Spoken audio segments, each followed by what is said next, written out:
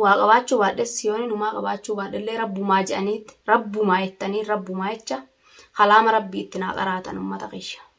Garuu garaa jabaattanii katti makluuqa kananarraa ilaalinaa ilmoo. Assalaamu alaykum warahmatullaahi wabarakaatu. Jira jirtanii hordoftoota fi kabajamtoota keenya akkam nagaa qabdanii jirtanii yoo jabaattanii isin jecha. Alhamdulillah kun wanuman jira as ga'e alhamdulillah. Bilal qiyyaas akkuma agartanii inshaallah hanumaa fayyajeetii yaada. Garuu ummata as keessaa kana ummata sheekotii kunillee maaliif akka ta'e hin beeku ammallee garaanatti jabaatu jirtan. Mee haga dhiyoo micaanarraa qabamee baatii deemu kana guutuu ho'umatiyyan maraachuu jira. Ho'umatiyyan maraadhe isinillee warra na wajjiin maraattanillee na wajjiin inshaallah rabbi jazaa isinii haa kafalu. Garuu galfadhe manatti akkaa fi akka maleettuu rabbiin kiyya naa argamsiise. Biiftuu tanallee du'aa'ii ummata Oromootiin rabbiin kiyya afaanarraa cuqqaalee yaa ummata kiyya. Afaanarraa cuqqaalamee jira ishillee inshaallah. Garuu ilmoo tana galfadhe haaqibnilleen hin danda'uu jee. Haaqibni hin danda'u naan jee. Ummanni Oromoodhaa haas keessaa hoga. Sheekotiin isinuma jirtan. Maaliif ilmoo tana bira naan dhaabbanne? Maaliif nan gargaarre? Maaliif nan gargaarre? Maaliif dhuftanii waan beeytanii namuu itti naan qaraane? Rabbumaa jecha. Rabbii jaadha ammallee ilmoo tiyya bira naa dhaabbaddaa itti naa qaraa quraana. Yoonin waaqabaachuu baadhes yoonin numaa qabaachuu baadhellee rabbumaa je'aniitti rabbumaa jettanii rabbumaa jecha kalaama rabbii itti naa qaraatan ummata qisha. Garuu garaa jabaattanii katti makluuqa kananarraa ilaalinaa ilmoo tana afaanarraa qabamee jira. Afaan isaan dalagu mucaan kun hin nyaatu hin dhugu. Areera katti xip jee kokkerra gadoo bu'ee lubbuun isaa jirtu malee waa takkan fudhatu. Bakka biraa garuu fayyaadha qaba. Obboleeyyan kiyya akkatti ustanii nan laalinaadha. Naadirmadhaan isiniin ja'a. Maaliif garuu warra as keessaa kun hedduutu akkana dhibee? Moo warrimti sheekotii kunu maaliif maallaqa malee jee nama jalaa dita?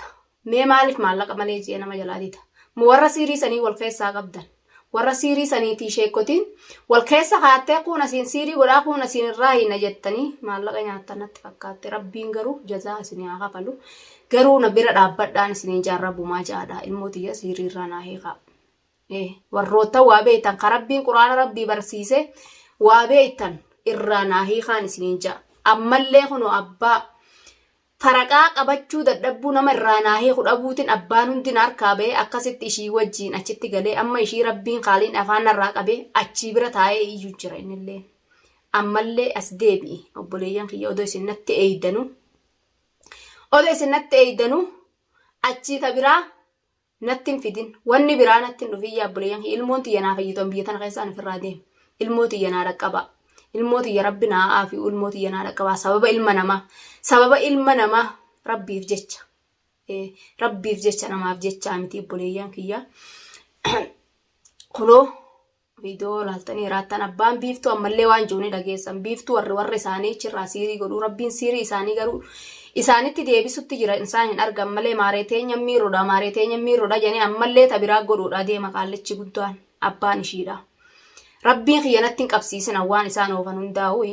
Garuu odoo dirmattanii abbaa Bilaal kanallee biraa naa qabdanii naa wal'aantanii miyyoon tun bal'inatti hafti ture. Taa'ee achii fincaanii fi udaan jalaa guuree ganaa ammallee hanga siiriin biraa gubbaan ida'amtu hin eegu ture silaa innilleeni. Garuu anarraa danda'een godhadhu san hundaa'u. Danda'ee isallee hin qabadhu obboleeyyan kiyya. Danda'ee isallee biraa fudhachuu hin dandeenye. Silaa waa jaalalaan dhiifne isattillee aareen dhiisu inni fayyaan qabu. Ishii qabamtee laqaaqamte tana silaa haa udaanii fi fincaaniif jalatti udaantu. Silaa isan biraa fudhadha. Silaa naa yaaddanii isinillee dirmattaniit isa biraa naa shorrositan. Isa san qabdanii hiitanii biraa manatti naa galchitanii naa wal'aantan arraantana. Ilmoo tiyyallee ergadhee wajjiin naa wal'aantan. Ilmoo tiyyaa fi abballee silaa wajjumaan naa wal'aantan jechuudha. Biiftuun bal'inatti hafte hoggasan. Namni garagalchuu fi namni abbatti bilbiluu fi namni waan kana godhuufillee hin jiru. Dandeessee abbaa sanitti illee bilbilattu rabbiin laqaaqee ishee hambise harkaa fi miilallee naaffesse rabbi ishee haa kotteessu bakkuma eertu sanitti rabbi ishiin fayyisini naadirmadha odoo mallee wanni biraanatti hin dhufnen isiniin jaa yaa ummata kiyyaan yaa ummata Oromoodhaa naadirmadha naadir madda abballee qaba biiftuun sinxuu ixun jirtu amma biiftuu sodaatinaadha biiftuun qabamtee jirti abbaan kun ammallee bilbilee waan biraa qaraa odoo abbaan ammallee ta biraa irratti naan idaane obboleeyyan hiidir madda jaarsa biraa naafuudha abbaa ilmaaniti maraatallee ta'uu nam wal'aannadhaani fayyaa hidhaadhaa biraa naafuudhaan isiniinjaa akka ilmoon tiyyallee wal'aanamtee abballee wal'aanamu biraa naafuudha achi taa'ee udaanii fi fincaan biiftuu natti urgaajuu jira inni waa fayyaan qabu biraa naafuudha isuma sanuu akka udaan ishiitiif fincaan ishillee jalaa dhugu gootee jirti akka itti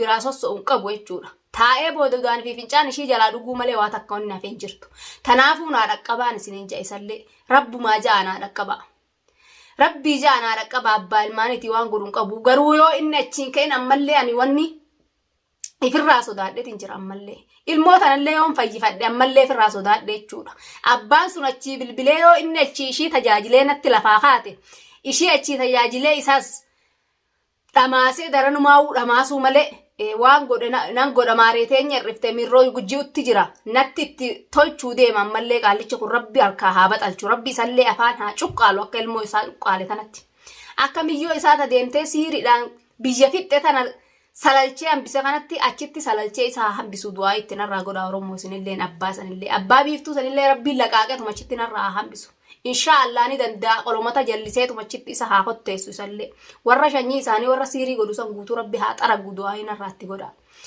du'aa inarraatti godha rabbiin abbaa miskiinaa ni jira ammallee ittiin dhaabbadhaan inshallah ilmooti ya dandeettii isaatiin haaliinni afaan irraa naa haa hiiku isaanitti haa deebisu waan isaan yaa'anii tan ni danda'a haaliin isaanitti haa deebisu itti deebiseen agarsiise rabbiin abbaa ishii sanillee afaan cuqqaaleen haa agarsiisu obboleeyyan kiyya ni danda'a haaliin ni cuqqaallaa isaatiin narraa haa cuqqaalu abbaa achi itti naa bilbileetteen itti bilbilee fi ammallee jechuudha akka wanni biraa tolfamtu abbaa achi dalaysiisa duraanuu akka edaa abbaan waa dalaysiisutti jiru kunoo amma ifa gala biiftuu laal abbaan akka dalaysiisutti jiru rabbi ishiin fayyisin haaliin inni danda'a ishii haa tortorsu addunyaa gubbatti tortortee ajoottee alatti haa darbamtu sa'aa namni ishii dheessee alatti saree duratti ishiin haa darbamtu du'aa hinaa godha abbaa sanillee rabbiin akkuma ishii qabe kanatti narraa haa qabu rabbi haa qabu ni danda'a warra siiriidhaan nama fixu warra siirii jee olii gayyaa warra sheeku sheexaan kana guutuu rabbiin ni danda'a buleeyyan kiyya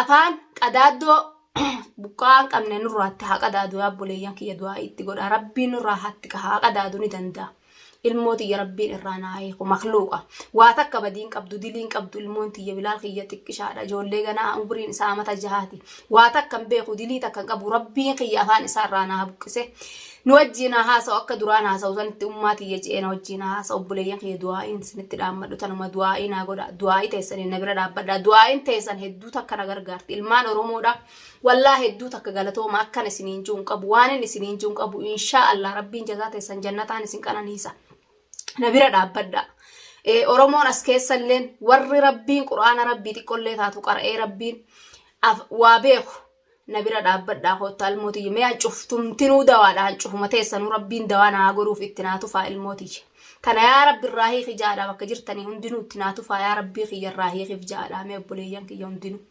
itti naa tufaa yaa rabbi ni dandeessaa dandeettii tanaan irraa fuudhi jaadha itti naa tufaa yaa obboleeyyan kiyya garuu warri as keessaa warri waa beektanillee na bira dhaabbadhaan isiniin jaa rabbumaa isin gargaara rabbii wajjiin sababa ilma namaa na gargaaraan isiniin jaa sababa ilma namaa na bira dhaabbadhaan isiniin jaa wanni nan dhaammadhu tanuma waan biraa tanatti addeemtu tana rabbina irraa haa oolchu obboleeyyan kiyya ilmootiyya tanan dafee fayyifatu abbaa kanallee wal'aanuu fedha dafee biiftuu bira sossoosuun fedha yaa obboleeyyan kiyya akka biiftuun tun hin fayyine akka inni biiftuu tana tajaajilee udaan jalaan guurre hidhamee haa mana taa'u malee badala biiftuu jalaa taa'ee fincaanii fi udaan guuru haa hidhamee hidhaa taa'u yaa obboleeyyan kiyya yooniin fayyisullee dadhabe numa fayya inshaallah ni fayyadan deetti khaaliqaatiin khaaliqaa fayyisaa sababa ilma namaa itti yaama waan dandeessanii na bira dhaabbadhaadha yaa obboleeyyan kiyya naafuudhaan isiniin ja'a isuma ishii biraa naa haasaan isiniin ja'a waan biraan jiru fincaanii fi udaan ishiinatti urgaa ja'a yaa obboleeyyan kiyya maraate fayyaan qabu maraate kutee keessaa ba'ee jira booda fincaanii fi udaan ishii kanaa yoo dhugeen beeku ani yaa obboleeyyan kiyya biraa fuudhaan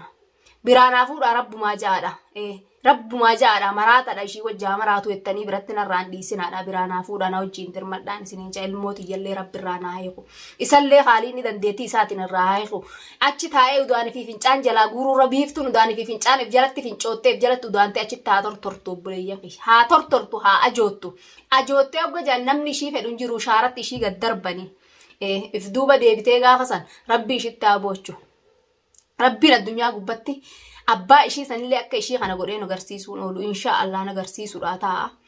Abbaan ishii ammallee kattiif afaan banu kana afaan isaa kana qadaadee rabbiin guyyaa lamaa fi tokko keessatti guyyaa har'aa kana harka dhidhanuu kana keessatti ni danda'a afaan isaa micciiree duubatti gara haa galchu akkuma ishii micciire kanatti.